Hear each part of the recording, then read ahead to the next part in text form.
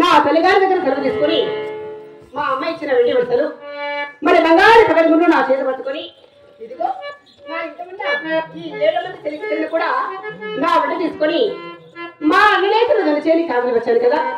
ఈ జనచేని ఎందు జనమ 16 గంటలు కూడా పాటిస్తాను. ఎక్కడే కాని కర్ర కూడా మూడు కలదు. మరి అమ్మగారి దగ్గర సెలవు తీసుకొని అవును మన అన్నలేసిన ఈ దొనచేని కాదని వచ్చావు కదా.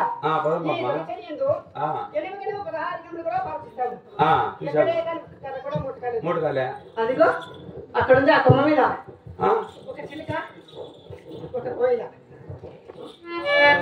2 వారమే ఉన్నాయి. తర్వాత